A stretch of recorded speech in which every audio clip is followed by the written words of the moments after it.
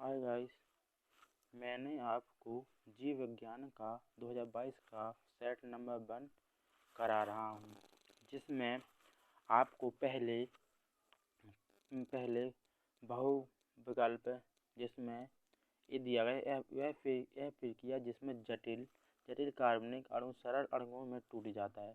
तो सरल अणुओं में टूट जाता है तो यह कौन सी क्रिया है? अपचयी क्रिया है। ठीक है। फिर दूसरे में दिया गया चमड़ा या रोग किस विटामिन से फैलता है? तो ये रोग विटामिन B3 से फैलता है। ठीक है। अब मैंने इसके अंतर्गत जो भी 4 ऑप्शन दिए थे, मैंने उसके भी व्याख्या की है, जिससे आपके ऑप्शन क्लियर होते जाएं। हाँ, विटामिन 1 किस में पाया जाता है? विटामिन B1 का रासायनिक नाम क्या? थायमिन है। ठीक है। और इससे कौन सा रोग होता है? इससे होता है बेरी रोग होता है, जिस व्यक्ति को विटामिन बी की कमी होती है उसे बेरी रोग होता है। ठीक है। फिर दिया गया है आपको विटामिन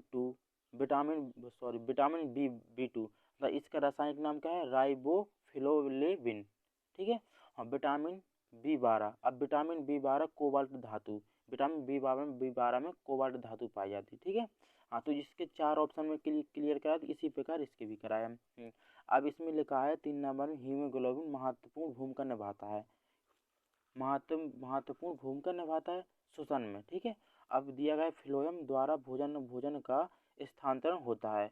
हाँ, भोजन का स्थानांतरण होता है सुक्रोज के रूप में होता है। पहला ऑप्शन दिया है सुक्रोज के रूप में।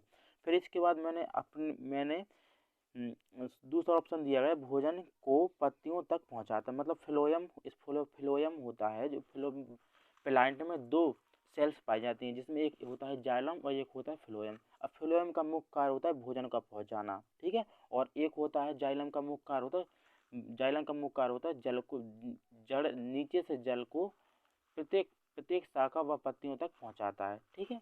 इस प्रकार से अब इसमें आ गए क्वेश्चन आ गए। अब उसने कहा लार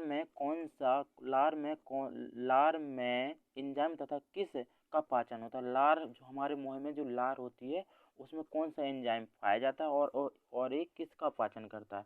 तो लार में टाइलिन तथा माइलेज एंजाइम पाया जाता है। ठीक है। 2 एंजाइम पाई जाती हैं, एक तो होगा टाइलिन, एक और माइलेज एंजाइम पाया जाता है। हाँ, अब जो इस मतलब ये टाइलिन और एमाइलेज इसका मुख्य कार्य क्या कहता है? तो यह स्टार्च का आंशिक पाचन करता है। ठीक है।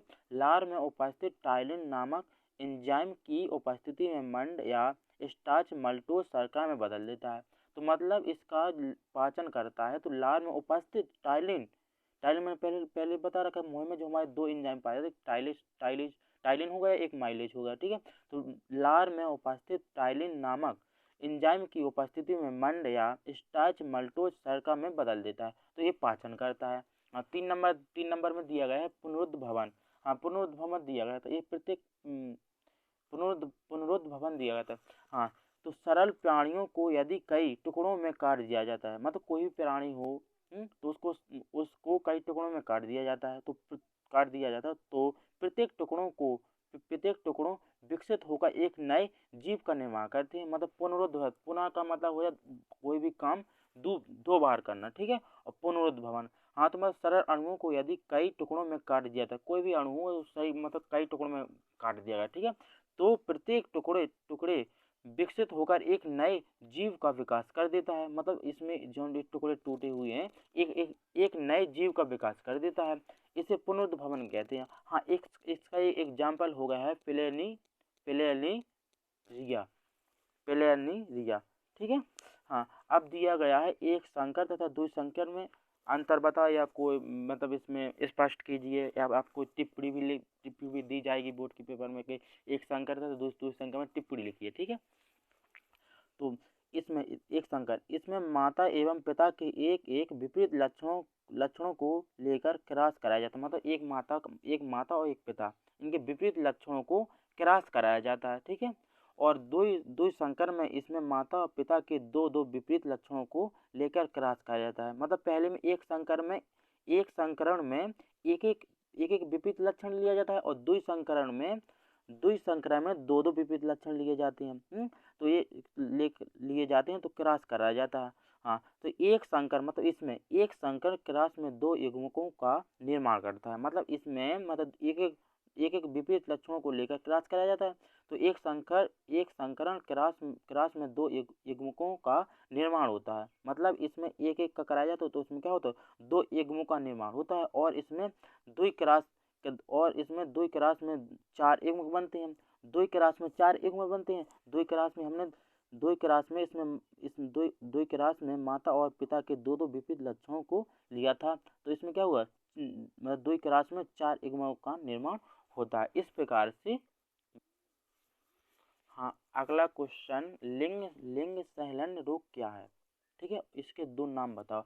लिंग सहलन अलग होता है और लिंग निर्धारण ये अलग चीज होती है। ठीक है, तो इसमें पूछा है लिंग सहलन रोग क्या है।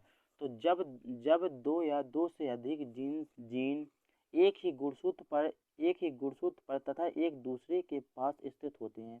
मतलब एक जीन हो गया तो उसके गुणसूत्र पर एक दूसरे के पास स्थित होते हैं। ठीक है, तब यह स्वतंत्र अवयून नहीं दिखाई देते हैं, बल्कि एक साथ वंशानुगत होते हैं। मतलब वंशानुगत का मतलब होता है एक पीढ़ी से दूसरी पीढ़ी में जाना। जो लक्षण हमारे मतलब जो फीमेल पार्ट में हो या मेल पार्ट में, मतलब मेल या फीमेल में जो लक्षण होते हैं वह मतलब एक पीढ़ी से दूसरी पीढ़ी में चले जाते हैं, उसे वंशानुगत कहते हैं। ठीक है, इस लक्षण को सहलन कहते हैं। हाँ, अब इसने दो दो रोग के नाम बताए। तो दो रोग, हाँ, एक वर्णांता, एक हीमोफीलिया। अब वर्णांता में दिया गया है कि इस रोग में व्यक्ति लाल व हरे रंग को नहीं जान पाता या देख नहीं पाता। मतलब जिस व्यक्ति को वर्णांता होगा वो लाल एवं हरे रंग का पहचान नहीं कर पाएगा। ठीक है, फिर दूसरा है हीमोफीलिया। अब इसमें देखो, एक ऐसी बीमारी है जो अनुवांशिक होती है। इसमें चोट लग जाने पर रक्त बहता है। मतलब हीमोफीलिया है, वर्णांता है, ये वंशानुगत है, अनुवांशिकता। मतलब एक पीढ़ी से दूसरी पीढ़ी में जाना, उसे क्या कहते हैं, अनुवांशिकता। ये वही रोग है, वर्णांधता और हीमोफीलिया। ये मतलब एक पीढ़ी से दूसरी पीढ़ी में चले जाते हैं। हीमोफीलिया में जिस व्यक्ति को चोट लग जाए, उसका रक्त बह रहा है, वो बंद नहीं हो रहा है, तो क्या है, उसको कौन सा रोग होता है, हीमोफीलिया होता है। ठीक है, हाँ, अब इसमें दिया गया है दोहरा संचरण के बारे में बताओ, या आप पेपर में आ जाएगा दोहरा संचरण पर टिप्पणी लिखो। तो हाँ, तो इसमें लिखा है मनुष्य में रक्त को हृदय से 2 बार गुजरना पड़ता है, इसे दोहरा संचरण कहते हैं। क्या कहा, दोहरा संचरण किसे कहते हैं? मतलब मनुष्य में रक्त को हृदय से 2 बार गुजरना पड़ता है, इसे कहते हैं दोहरा संचरण, दोहरा परिसंचरण कहते हैं। ठीक है, हाँ, तो शिशुओं द्वारा शरीर के विभिन्न भागों से अशुद्ध रक्त हृदय में लाया जाता है। मतलब शिशुओं द्वारा शरीर के विभिन्न भागों से अशुद्ध रक्त हृदय में लाया जाता है। हृदय उसे शुद्ध होने के लिए अलग अलग मार्ग से फुफ्फुस में भेज देता है, जहाँ कार्बन डाइऑक्साइड बाहर विसरित हो जाती है। मतलब कार्बन डाइऑक्साइड विसरित का मतलब बाहर निकल जाती है, कार्बन डाइऑक्साइड विसरित हो जाती है। ठीक है, कार्बन डाइऑक्साइड बाहर निकल जाती है और ऑक्सीजन रक्त में आ जाती है। मतलब ऑक्सीजन रक्त में आ जाती है। इस प्रकार ऑक्सीजन युक्त रक्त पुनः हृदय में आता है, जिससे शरीर के अंगों में पहुंचने के लिए पंप कर दिया जाता है। मतलब पंप कर दिया जाता है प्रत्येक अंग तक, मतलब शरीर के प्रत्येक भाग तक प्रभावित होने लगे। ठीक है, हाँ, अब तीसरा क्वेश्चन दिया गया है कि परिवार नियोजन से आप क्या समझते हैं? हाँ, अब दिया है परिवार नियोजन से आप क्या समझते हैं? दो विधि बताओ, या एक उदाहरण बताओ। ठीक है, विधि या उदाहरण बताओ। तो इसमें बताया गया परिवार कल्याण के लिए वृद्धि बच्चों की संख्या सीमित कर परिवार को नियंत्रित करने की प्रक्रिया को परिवार नियोजन कहते हैं। ऐसा, या फिर आप इस प्रकार से नहीं लिख सकते तो ऐसे लिख लो। हाँ, मतलब परिवार नियोजन का मतलब होता है वृद्धि को रोकना। ठीक है, वृद्धि को रोकना। ठीक है, इस प्रकार से परिवार नियोजन योजना का मुख्य उद्देश्य जन्म दर को कम करना। मतलब हम बताया था, जन्म दर को कम करना। मतलब मतलब 1 या 2 बच्चों को जन्म देना। क्योंकि हमारे हमारे भारत में इतनी जनसंख्या में बढ़ोतरी होती जा रही है और भूमि भूमि तो उतनी ही है भूमि तो उतनी है। ठीक है, इस प्रकार से परिवार नियोजन को में मतलब वृद्धि को रोकना। ठीक है, वृद्धि को रोकना। हाँ, एक विधि हो गया, एग्जाम्पल तौर पर समझ लो। हाँ, निरोध। ये मेल पार्ट का प्रमुख मेल पार्ट में जो उपयोग किया जाता है उसे निरोध कहते हैं। मतलब जो मतलब फीमेल या मेल हो गया, फीमेल या मेल हो गया। ठीक है, हाँ, तो ये निरोध फीमेल पार्ट में यूज किया जाता है। ठीक है, हाँ, लैंगिक संपर्क के समय पुरुष को निरोध का उपयोग करना चाहिए। ठीक है, मतलब लैंगिक संपर्क मतलब मेल या फीमेल मिलते हैं तो उसे मतलब मेल को निरोध का उपयोग करना चाहिए। ठीक है, पुरुष द्वारा किया जाता है, मतलब निरोध का उपयोग पुरुष द्वारा किया जाता है। इस कॉन्डम में पुरुष का वीर्य स्त्री के पार्ट में नहीं जा पाता है, जिससे स्त्री प्रेगनेंसी नहीं हो पाती है। मतलब जैसे निरोध का मुख्य लक्षण होता है जिसमें जैसे मेल या फीमेल मेल या फीमेल मतलब मेल या फीमेल मिलते हैं तो जो मेल के पार्ट से जो वीर्य निकलता है वो फीमेल पार्ट में प्रवेश नहीं कर पाता है, फीमेल पार्ट में प्रवेश नहीं कर पाता, जिससे जिससे औरत या फीमेल प्रेगनेंसी नहीं हो पाती है। ठीक है, सरल भाषा में प्रेगनेंसी नहीं हो पाती है। और पुरुष जिस कॉन्डम का उपयोग करता है वो एक पतली संरचना जैसी होती है। मतलब पुरुष जो कॉन्डम का उपयोग करता है वो पतली पतली संरचना जैसी होती है, मतलब पतली मतलब प्लास्टिक टाइप की पतली संरचना होती है। ठीक है, हाँ, ये हो गए। हाँ, दूसरा है नसबंदी। ठीक है, नसबंदी। हाँ, इसमें पुरुष की शुक्र वाहिका को काटकर बांध दिया जाता है, जिससे शुक्राणु बाहर नहीं आ पाते। नसबंदी में मतलब नसबंदी में मनुष्य की शुक्र वाहिनी जो होती है उसे डॉक्टरों के द्वारा काट कर उसे बांध दिया जाता है। जैसे ऑपरेशन होता है फीमेल का ऑपरेशन होता है, वैसे ही मेल में शुक्र वाहिनी को काटकर बांध दिया जाता है, जिससे शुक्राणु बाहर नहीं निकल पाते हैं। ठीक है, शुक्राणु बाहर नहीं निकल पाते। अगला क्वेश्चन, पुमंग तथा जैंग में अंतर बताओ, परागण तथा निषेचन में भेद बताओ। ठीक है, हाँ, तो पुमंग या जैंग में देखो, पौधों में मादा प्रजनन अंग को जयंग कहते हैं। मतलब पौधों में मादा प्रजनन अंग को जयंग कहते हैं। ठीक है, जबकि नर प्रजनन अंग को पुमंग कहते हैं। जयंग एक या एक से अधिक स्त्री केसर से बना होता है। जयंग एक या एक से अधिक स्त्री केसर से बना होता है। ठीक है, और पुमंग एक या एक से ज्यादा पुंकेसर से बना होता है। ठीक है, पुमंग एक या एक से ज्यादा पुंकेसर का बना होता है। जयंग मादा युग्मकों का निर्माण करता है, जबकि पुमंग नर युग्मकों का निर्माण करता है। मतलब पुमंग मेल पार्ट है और जयंग फीमेल पार्ट। ठीक है, हाँ, अब इसमें दिया गया था परागण तथा निषेचन में विभेद। हाँ, तो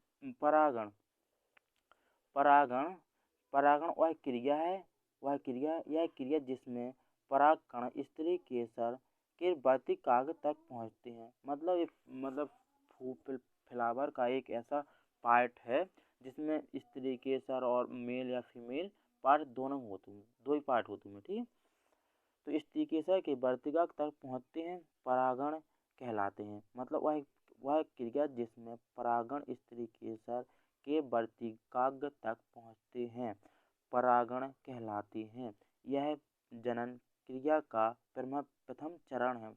मतलब यह क्रिया का जनन क्रिया का प्रथम चरण है। ठीक है, हाँ दूसरे में मतलब इसमें परागण क्रिया दो प्रकार की होती है, मतलब इसमें जनन अंग है और इसके अंतर्गत परागण दो प्रकार दो प्रकार की होती है। स्वपरागण और पर परागण इस प्रकार की क्रिया होती हैं, स्वपरागण और पर परागण। ठीक है, अब दिया गया, अब इसने परागण बताया तो परागण करवा दिया। अब निषेचन देखो, निषेचन क्रिया देखो, यह क्रिया जिसमें नर युग्मक और मादा युग्मक मिलकर युग्मक बनाती हैं उसे निषेचन कहते हैं। मतलब निषेचन क्या है, यह प्रक्रिया जिसमें नर युग्मक और मादा युग्मक मिलकर युग्मकों का युग्मक बनाते हैं उसे क्या निषेचन कहते हैं। ठीक है, हाँ यह जनन क्रिया का दूसरा चरण है, मतलब यह क्या जनन क्रिया का दूसरा चरण है। इस प्रकार की अभिक्रिया को निषेचन क्रिया कहा जाता है। समझे, आएगा पक्का आएगा। ठीक है, हाँ निषेचन फिर से देख लो, यह क्रिया जिसमें नर युग्मक और मादा युग्मक मिलकर युग्मक बनाते हैं इसे निषेचन कहते हैं। ठीक है, और यह जनन क्रिया का दूसरा चरण है। इस प्रकार की अपक्रिया को निषेचन की अपक्रिया कहा जाता है। इस प्रकार से हाँ, अब दूसरा क्वेश्चन, एक संकरण राज के द्वारा मेंडल के पृथक्करण नियम को समझाइए तथा इससे प्राप्त पीढ़ी के जीन प्ररूप तथा लक्षण प्ररूप भी बताइए। लॉग आंसर है बेटा ये। ठीक है, आएगा। ठीक है, हाँ पृथक्करण, अब इसको समझ लेते पहले पृथक्करण का नियम। हाँ पृथक्करण नियम क्या कहता है, कारक युग्मक बनते समय अलग अलग पृथक हो जाती है, मतलब कारक युग्मक बनते समय अलग अलग पृथक हो जाते हैं, इसे ही पृथक्करण का नियम कहा जाता है। ठीक है, हाँ इसमें दो पार्ट होते हैं, प्रभावी या अप्रभावी। प्रभावी को कहते हैं लंबा और अप्रभावी को कहते हैं बौना। ठीक है, ये बेटा कारक है, कारक, हाँ उसमें क्या कहा था, कारक युग्मक बनते समय अलग अलग हो जाते हैं, तो ये कारक है। ठीक है, ये कारक है और ये युग्मक है। अब जब बन रहे तो कहा अलग अलग होगा। ठीक है, और अप्रभावी में अप्रभावी में कहा ई में भी अलग अलग हुआ है, स्मॉल टी है ये भी अलग अलग हो गया। इसमें कैपिटल टी दिया था तो ये अलग अलग हो गया था, तो ये प्रभावी हो गया, ये प्रभावी लक्षण हो गया। अप्रभावी लक्षण में हमेशा इसमें बौनापन होता है, जैसे कि स्मॉल टी है, इसमें स्मॉल टी ए अलग हो गए, ए अलग हुआ है, इसी प्रकार ए अलग हुआ है। उसमें उसने कहा था कारक युग्मक बनते समय अलग अलग पृथक हो जाते हैं, तो ये कारक हैं, अब जी बने तो कहा अलग अलग हो जाएंगे। ऐसे ही में स्मॉल टी, अब जी कारक जी कहा जी कारक है और जी युग्मक है, अब जी बने तो कहा अलग अलग हो गए। अब उसने क्या कहा था, इससे स्पष्ट प्राप्त पीढ़ी के जीन प्ररूप तथा लक्षण प्ररूप को बताइए। हाँ लक्षण प्ररूप देख लो आप, लक्षण प्ररूप यह दिखाई देता है, लक्षण का है मतलब कोई भी लक्षण हो, जैसे हम या मेल मनुष्य हो गया तो कोई काम करे तो कहो उसके लक्षण दिखाई देते, मतलब जो काम कर रहा हो। ठीक है, लक्षण प्ररूप यह दिखाई देता है और प्ररूप जीव के विभिन्न विभिन्न गुणों जैसे आकार हो गया, रंग हो गया, आकृति एवं स्वभाव आदि को व्यक्त करता है। कहा है व्यक्त करता है, तो कहा है लक्षण दिखाई दे, आकार हो गया, रंग हो गया, आकृति एवं स्वभाव आदि को व्यक्त करता है, दिखाई दे। ठीक है, और समान लक्षण प्ररूप वाले जीवों की जीनी संरचना समान हो सकती है और नहीं भी हो सकती है, मतलब कोनो जीव हो तो कोनो मतलब समान हो सकता तो नहीं हो सकता। ठीक है, और समान लक्षण प्ररूप वाले जीवों की जीनी संरचना समान हो सकती है और नहीं भी हो सकती है। ठीक है, आप इसमें दिया गया लास्ट हेडिंग है जी आपकी, हाँ हमारा लक्षण हो गया वो जीन प्ररूप लक्षण प्ररूप। हाँ तो लक्षण प्ररूप करा दिया, अब क्या बचा जीन प्ररूप। हाँ जीन में देख लो, जीन प्ररूप में यह दिखाई नहीं देता है। लक्षण में क्या है, लक्षण में दिखाई देता था, जीन प्ररूप में क्या यह दिखाई नहीं देता है, और जीन प्ररूप जीव के जीनी संगठन को व्यक्त करता है और जो विभिन्न लक्षणों को निर्धारित करता है, और इसमें समान जीन प्ररूप वाले जीवों के लक्षण प्ररूप सदैव समान रहते हैं। ठीक है, यह जीन प्ररूप फिर से देख लो, जीन प्ररूप यह दिखाई नहीं देता है, ये जीन क्या है दिखाई नहीं देता, और जीन प्ररूप जीव के जीनी संगठन को व्यक्त करता है, मतलब जीन प्ररूप जीव के जीनी संगठनों को व्यक्त करता है, जो विभिन्न लक्षणों को निर्धारित करता है और इसमें समान जीव स्वरूप वाले जीवों के लक्षण स्वरूप सदैव समान रहता है। हाँ, तो मैंने आपको करा दिए हैं। अब ऐसे अब सेट नंबर 1 हो गया, अब सेट नंबर दूसरा हुआ, इसी प्रकार से कराता जाऊंगा। जो आपके मोस्ट क्वेश्चन है वो भी बता दूंगा लास्ट, मतलब एक एक वीडियो बना लूंगा जिसमें मोस्ट क्वेश्चन बताऊंगा। ये तो आपको सारे करने ही है।